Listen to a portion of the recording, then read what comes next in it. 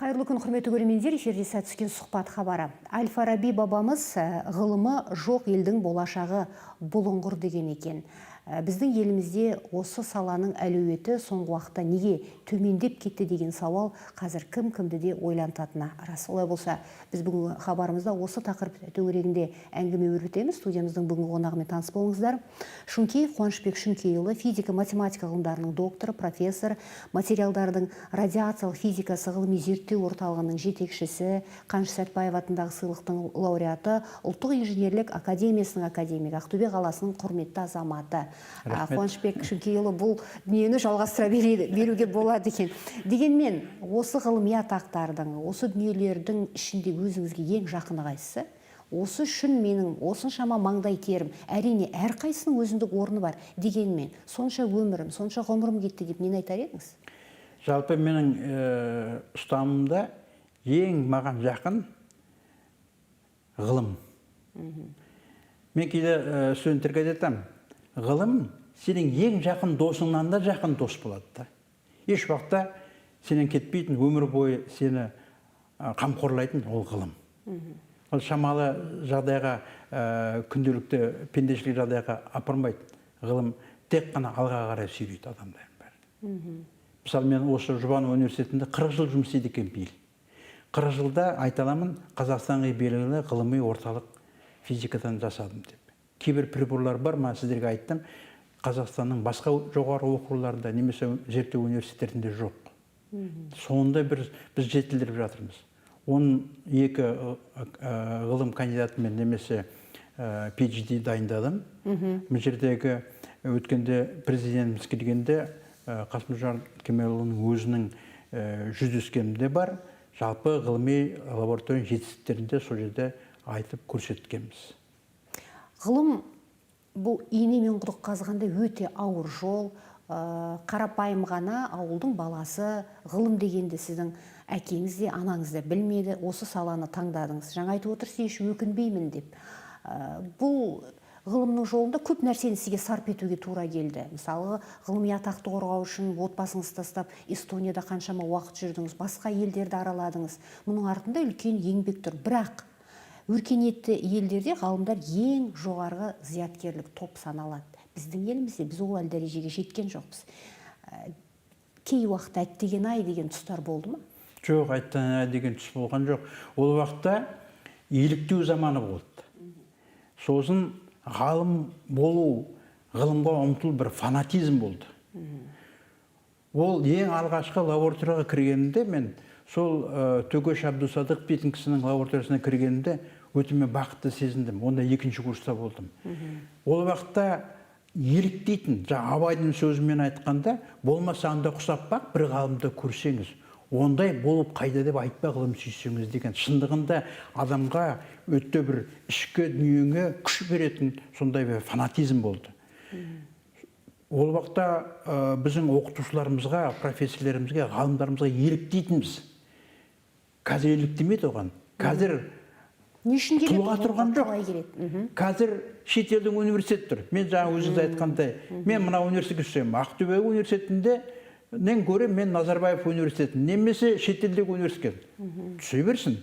Бірақ та ол ғылымға, бойында ғылымды сіңіре ме жоқ па? Ол бөлек мәселе. Біздің жаңа университетте, қазір мен мақтанып айтам, Жұбанов университетінде студент болып келіп, PhD болып қорғап шығатын мүмкіндік бар. Бакалавр да бар, магистратура да бар, докторантура да бар, диссертациялық кеңес те бар. Сол диссертациялық кеңестің мен төрағасымын. Бұрын осының бәрі болған емес. Бірақ бұл жерде талапкерлерді де ойларын түсінуге болады. Өткен Назарбаев университетін бітірген маман мен өңірлік университетті бітірген маманның арасында резюме тапсырып жұмысқа тұратын кезде бәрібір жұмыс беруші бұған қарайды. Дұрыс айтасыз, Назарбаев университетін бітірген адамда маман ретінде еш жерде қалыптаспауы мүмкін. Керісінше өңірлік университетті бітіріп, үлкен ғылыми дәрежеге жететін ғалым болып шығуы да мүмкін. Осы кеше президентіміз де айтты, жалпы өзіңіз айтып отырған қазіргі мына өңірлік университеттер деп жатамыз, өңірлік теңсіздік деген мәселені біз жоюымыз керек қой? Әрине, президент өте жақсы, үлкен бір бақытты елдің бәрін айтып отыр, ол өңірлік университеттерге көңіл бөлу мәселесі. Тек қана көңіл бөлу емес, өңірлік университеттердің нәтижесіне көңіл бөлу, істеріне көңіл бөлу. Ол көңіл бөлу дегенді басқаша түсіну мүмкін. Біздер шын айтқанда сол ұлттық университеттен кем жұмыс істеп жатқан жоқпыз. Соны қарап бағалау ғана қалды. Тек қаржы бөлумен шектелмейді ғой бұл. Қаржымен ешуақытта шектелмейді. Біз мысалы біздің университеттің менің жаңағы коллективім Сәтбаев атындағы сыйлықты алып отырмыз.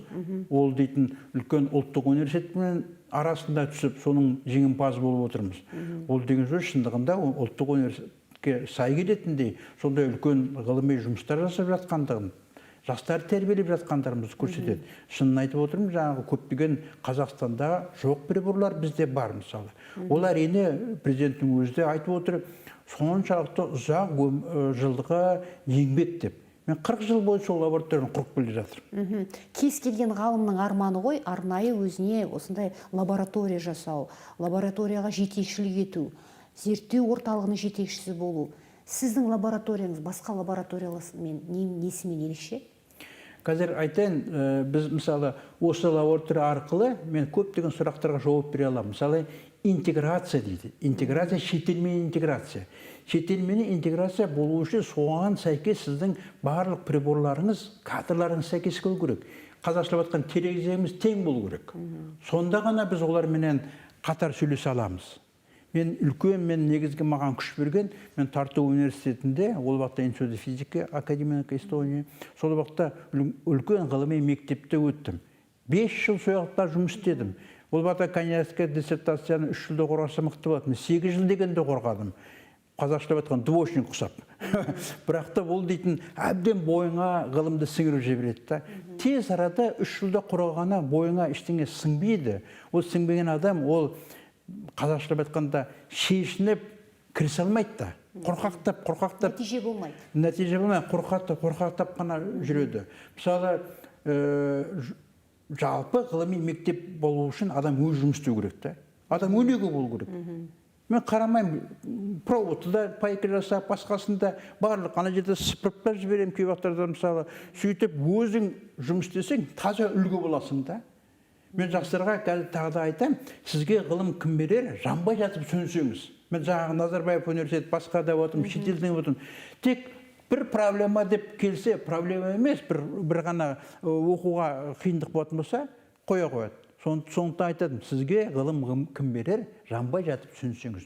Дүниеде өзі, малды өзі, ғылымға көңіл бөлсеңіз. Абай о заманда айтып кеткен, біздікі бірден жылтыраққа құмар болады да. Олай емес.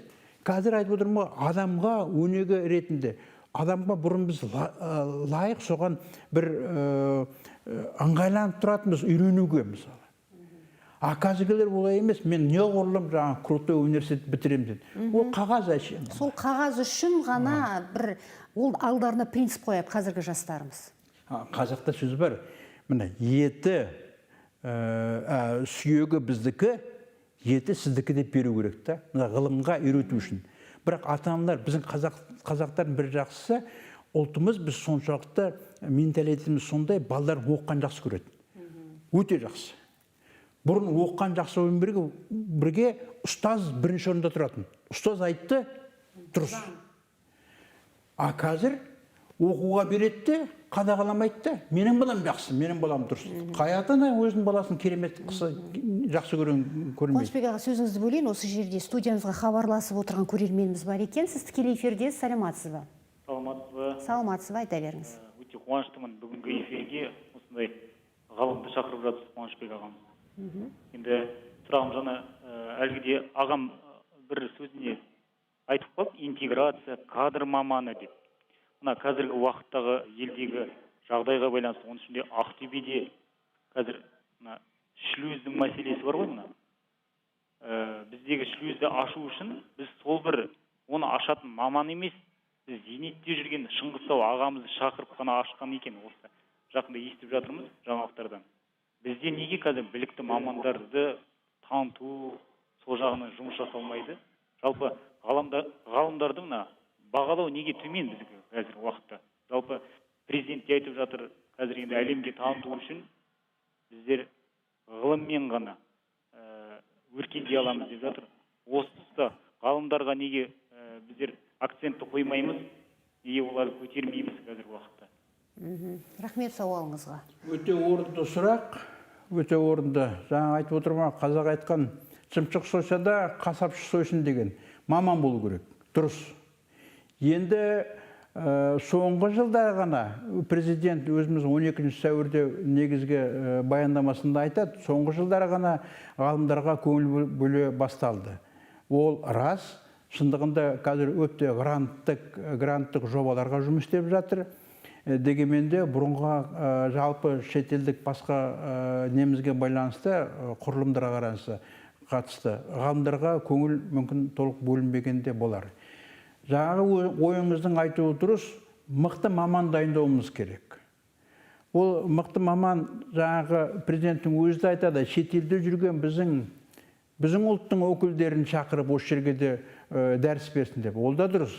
Бірақ ол да айтып қалды, бұл мәселені біз бұрын көтергенбіз. Бұрында шетелдің ғалымдарын, біздің өзіміздің ұлттық өкілдерін шақырғанбыз деп. Осыған байланысты мен айтар едім, мысалы, қазір біздің түлегіміз Марат Ахметов дейтін кісі, профессор, Турцияда жұмыс істеп жатыр, көптен бері. Шақырып келгеннен гөрі ол ғалым сояқта отырып, біздің жастарымыз далаға барғанда емес, сол ғалымға барып, сол Европаның немесе басқа өркениетті елдің ғылымын үйренуіміз керек та. Әрине, жаңағы айтып отқан маман азайып кетті. Маман азайып кеткеннің де неше түрлі себептері бар. Оның негізгі себебіміз қазіргі ойлап отқанымыз. Жалпы интеграциялық құбылыс емес. Ол көп жағдайда, бұл тек қана біздің Қазақстанда емес, барлық жалпы шетелдерде сондай бір өзгеріс болып кетті. Яғни әр поколение дейміз ғой, әр өзі кезеңдердің арасында байланыстың болмай қалғандығы болып қалып тұрды. Сондықтан. Үзіп кетті дейсіз ғой. Қазір ол қарап отырса, маман қарамайды қай университетке. Әр университетінде маманы бар, өзіне тән. Но бірақ та оның үлесі әрине жалпы ғалымдардың үлесіне қарағанда аздау. Жалпы біз өзі қазақ халқы жақсы, керемет жақсы ұлтпыз, баланы оқығанда жақсы көретінбіз, маман болғанда. Бірақ соңғы кезде акцент кішкене өзгеріңкіреп кетті. Айтып отырмын ғой, еліктеудің орнына біз өзі еліктемей, өзіміз маман құсап кеттік. Мысалы, келеді маған Назарбаев мектебінен келеді, басқа да үлкен жастар келеді, осы іші көкірегі толып тұр. Әуелі мен айтам, әуелі приземлись, спокойно отырып сөйлесейік, содан кейін барып, орнына келгеннен кейін барып.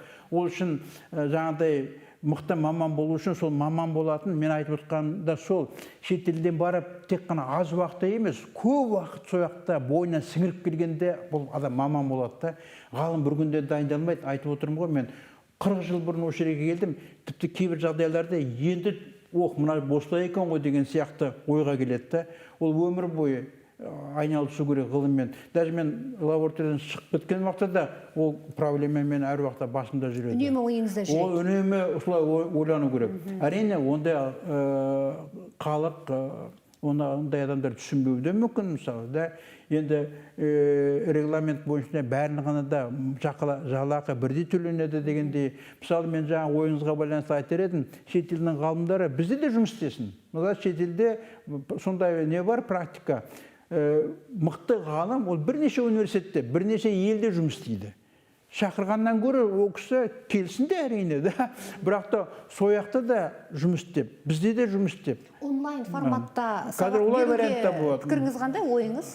Онлайн вариантта тек қана консультация алуға болады. Ал дәріс беру? Сіңіруге бойыңа ол өте қиын.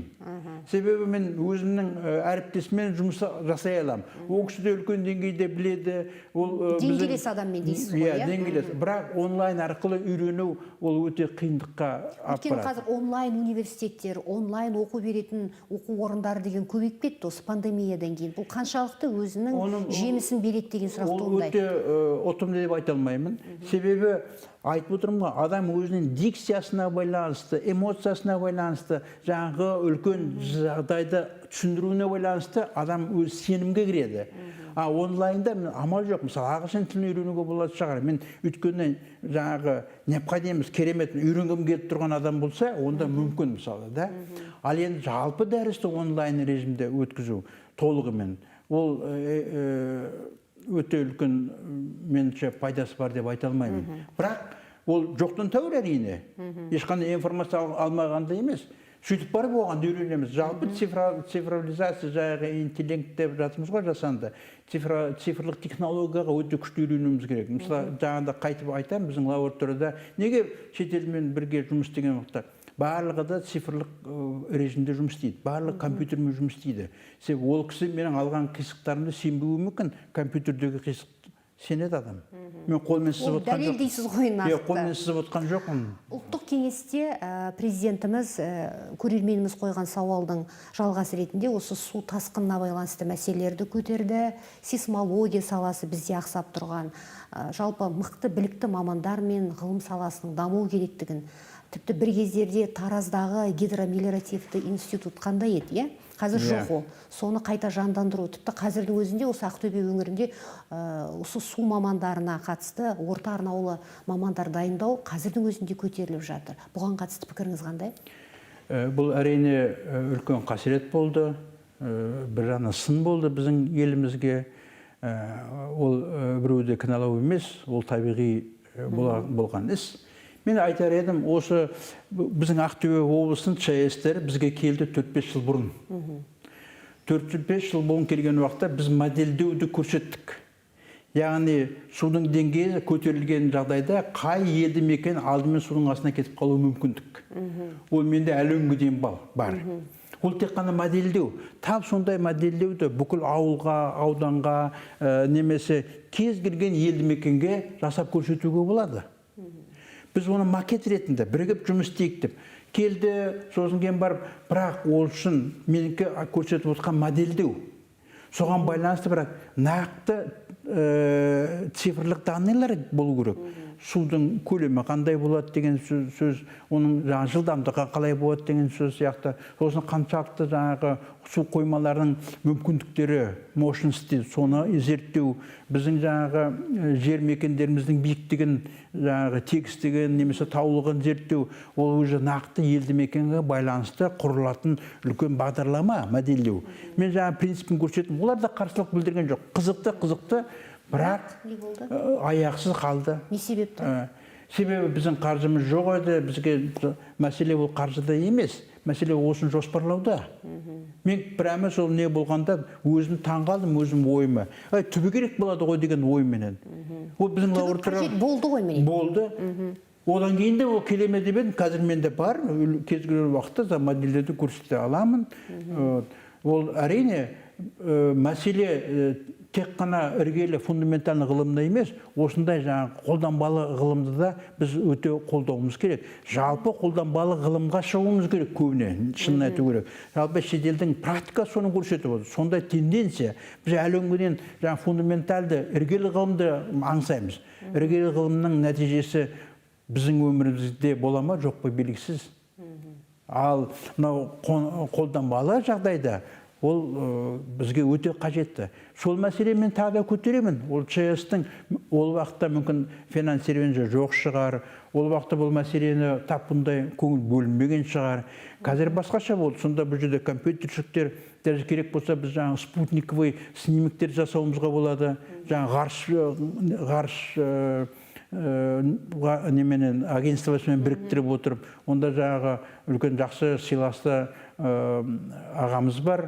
Досмұқан Санда ойлаған Молдабек деген ағамыз бар. Соғысы сол ғарыштың кезінде генеральный директоры болды, қазір сонда заместитель генеральный директоры. Ол кісіге де сол жұмысты айтқан біз жаңағы космостық мониторинг жасау. Сонда мәселе бәріміз бірігіп жұмыс істейтін болсақ, алдын ала ең болмағанда. Ғылым бұл жерде міндетті түрде керек дейсіз ғой. Болмайды, бұл болжау. Болжау, өйткені бұл төтенше жағдайларға қаншама қыруар қаржыны құя берейік, бәрібір ғылым арқылы біз болжамасақ, нәтиже бермейді. Ол тек бір сейсмологиялық университет, институт ештеңе шешпейді бір жағынан. Ал әрбір өңір өзінің. Сол уақытта біз әрине акиматқа мен барған жоқпын, бірақтан ЧС-тің адамдарының негізгі принципі дұрыс. Қабырласқаны, бізден модельді көргендігі, сумен бірге өртте сондай. Тура сондай желдің жылдамдығына байланысты, жағдайына байланысты, соның бәрі модельдеу прогнозы бар. Бірақ та сол нақты мекен, елді мекен үшін параметрлерін алу керек, және космоспен тексерілу керек, барлық мүмкіндік бар. Бірақ жаңа сіз айтқан ғылымменен жиі біз егерде мүмкіндігіміз келмесе, жаңа интеграцияға байланысты. Біз осы жерде сейсмологтармен немесе шетелдің ғалымдармен де ақылдаса аламыз. Бұл мәселе қазір интеграция біздің партнерларымыз бар да.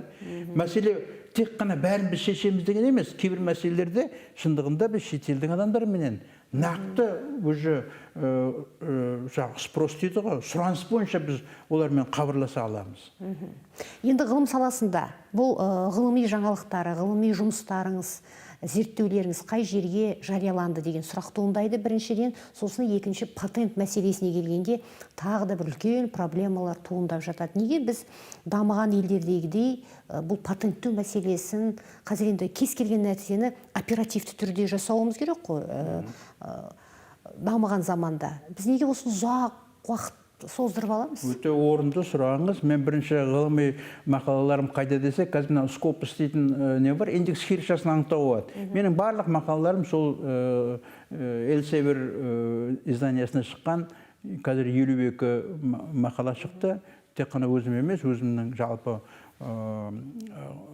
оқушыларменен, партнерларменен, серіктестермен бәріміз шыққан, ол жарық көрінген журналдар. Journal of Luminescence, Radiation Measurement, Physical Status сөйледі, Optical Materials деген сондай шетелдің журналдары.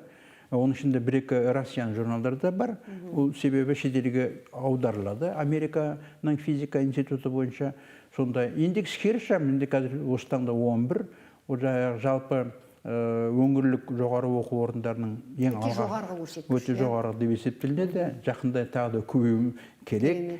Жаңа патентті байланысты мен өте орынды мәселе, мысалы, ол жалпы бізде Қазақстанда коммерциализация жүрмей жатыр.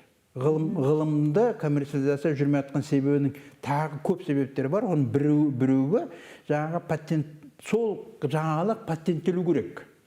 Біздің елде патент өнертапқыштық дейді, изобретение. 18 ай бойы қаралады. 18 ай деген сөз 1,5 жыл. Ол 1,5 жылдың ішінде толық жауабын алмаймыз. Оның 1,5 ішінде қаралу басталады, ал толығымен 2 жылдың ішінде патент алуға болады. На изобретение. Сонда ойлап қарасаң, 2 жыл ешкім күтпейді ғой. Қазір заман деген күн сайын дамып жатқан қарыштар. Өзінің серіктесім Японияда Кей Камада дейтін кісіге мен сұрақ қойдым, сіздерде қалай тезірек? Бізде 6 ай ғана хабарласады. 6 айдың ішінде бітеді барлығы. Біз 18 айдың ішінде басталады. Бұл жаңағы неге өнертапқыштыққа. Ал енді пайдалы модель деген бар. Ол бізде 6 ай қаралады, оларда 3 ай қаралады. Басқашылап айтқанда, Қазпатент жаңалықтардың барлығын тезірек қарастырып, тезірек оның реттестіріп, рәсімдеп беру керек. Сол уақытта коммерциализацияның қозғалысы жақсы болады. Ол бір параметр негізі ұстап отырған. Бізде патенттеріміз ол бізден кейін Еуропа патенттері немесе басқа Азия елдерінің патенттерін берілу керек. Ол үшін негізі ұлттық патенттен шығу керек. Ал осы мәселе турасын айтсам ақсап тұр. Мен көп жағдайларда инженерлік академияда да айттым, басқа да осындай сұхбат берген жерлерде айттым. Шетелдіктер қызығып патент алып кету қаупі бар ма мұндай жағдайда? Бар, әрине. Мысалы, біздің ашқан жаңалықтарымыздың жолдасымыз Кей Камада жақсы біледі. Мысалы, олар ештеңе жасап отқан жоқ. Ғалымдардың арасындағы өте достық, ол шынайы достық, шын айтқанда. Көп мәселен біз жібердік, енді біз қазір патенттік, қазір біз ойлап отырмыз, сол біздің іргелі ғылымымыздың ішінен синцелятор дейді, дозиметр дейді, сонда кристалл дайындалып отырмыз. Енді кристалл өсіруге ұмтылып отырмыз.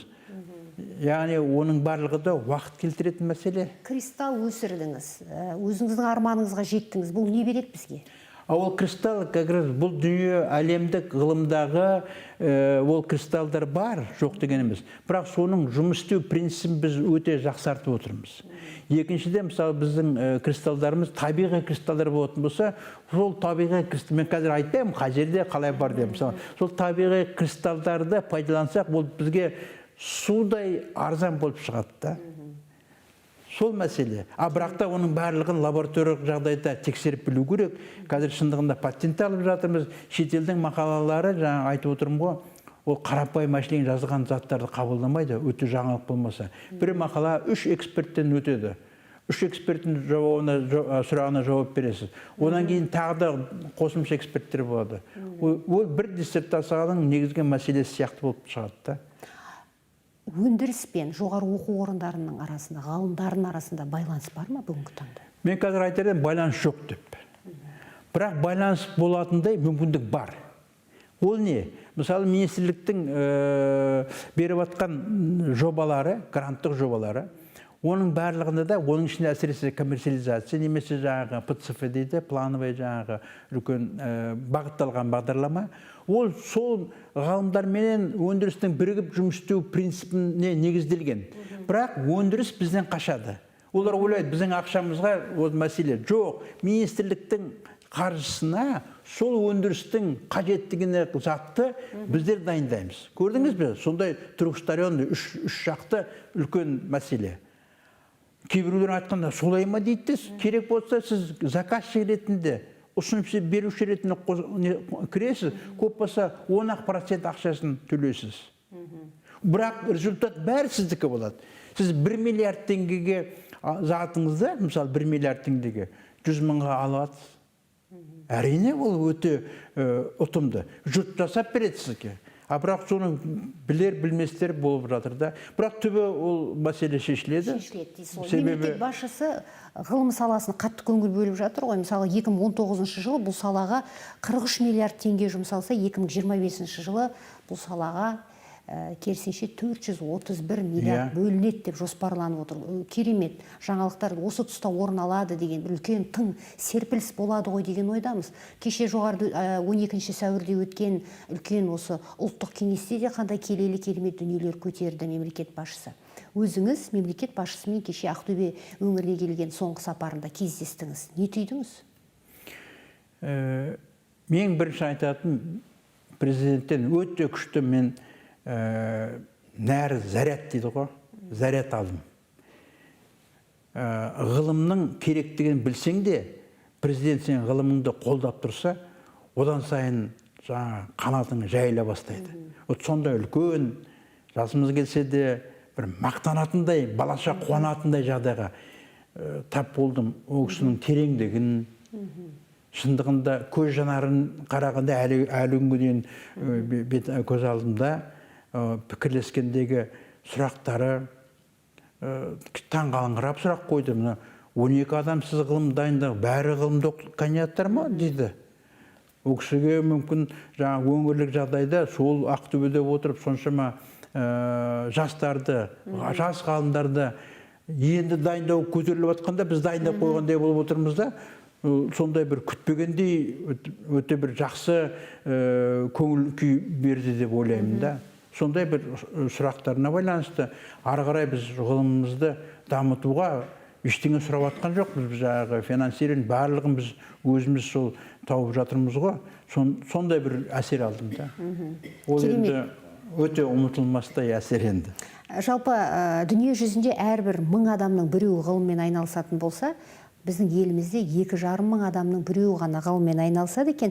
Бірақ бұл жерде санда тұрған ештеңе жоқ, әрине нәтиже болу керек. Ал қаржылық мәселесіне келетін болсақ, мысалы ең көп қаржы бөлетін бұл Израиль 4,7% бөлсе, біздің еліміз әзірге 0,2% бөледі екен. Ол да соңғы кездерде жүздік деді тұрған 13-100-дік болатын. Енді оның өзі бір нәтиже береді ғой деген ойдамыз. Әрине. 2-нің өзі. Біздің жалпы, жаңа жоғарыда айттық қой, өркениетті елдерде ғалымдар ең жоғарғы зияткерлік топ деп. Сол топқа біз жететіне күмәніміз жоқ, өйткені шын мәнінде соңғы уақытта осы ғылым саласын үлкен бір құлшыныс пайда болды, үлкен көңіл бөліне бастады. Мұны әрине мемлекет басшысының өзінің қолдауы оң әсер тигізетініне біздің сеніміміз мол. Сіздің еңбегіңізге тек қана шығармашылық табыс тілейміз. Рахмет. Бәрі бірге болсын, еліміз үшін болсын.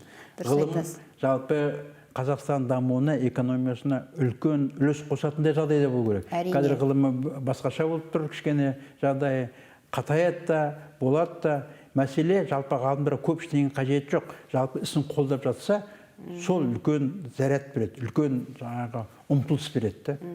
Содан айырмаса болады бізде. Дұрыс айтасыз. Олай болса әңгімеңізге рахмет. Құрметті көрермендер, осымен біздің бүгінгі сұхбатымыз аяқталды. Бүгін студиямызда қонақта болған физика, математика ғылымдарының докторы, профессор, материалдардың радиациялық физикасы ғылыми зерттеу орталығының жетекшісі, Қаныш Сәтбаев атындағы сыйлықтың лауреаты, Ұлттық инженерлік академиясының академигі, Ақтөбе қаласының құрметті азаматы Шөңкеев Қуанышбек Шөңкейұлы болды. Мен сіздермен қоштасамын. Эфирде жүздескенше сау болыңыздар.